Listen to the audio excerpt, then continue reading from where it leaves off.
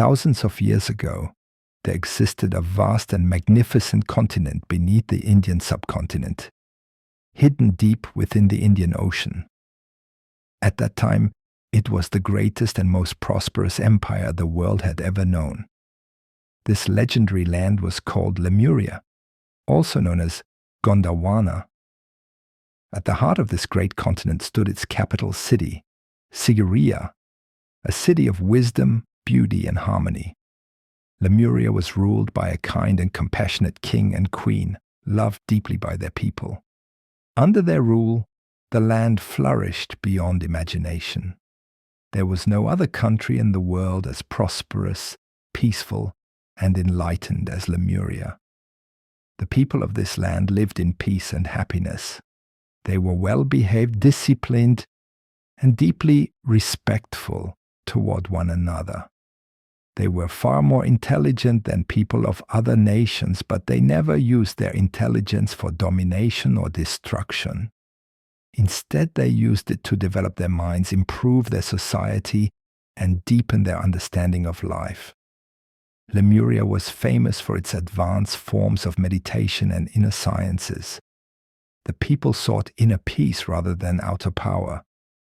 They believed true strength came from wisdom, compassion, and self-control. They had no desire to attack other nations, no hunger for expansion, and no greed for wealth. Because of this purity of heart, they had no standing army to protect their land. For a long time, this was their greatest virtue, but slowly it became their greatest weakness. Other empires, driven by greed and jealousy, began to look toward Lemuria with dark intentions. They were fascinated by its prosperity and wanted to loot its riches and conquer its land. News of these threats reached the king and queen, filling their hearts with deep sorrow. They hated the idea of violence. They did not want to create weapons, and they could not imagine killing another human being. But as danger crept closer day by day, reality left them with no choice. Reluctantly, the king decided that Lemuria must protect itself.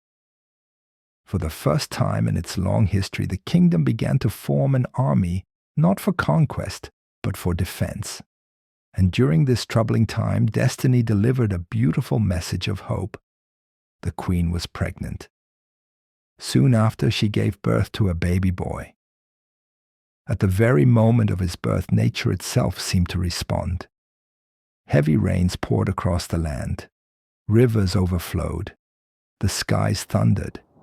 And the winds whispered as if the world itself was turning a new page. It felt as though a new chapter of history had begun, and the universe was announcing the arrival of someone extraordinary. No one knew it yet, but this child was born not just to rule a kingdom, but to change the fate of the world.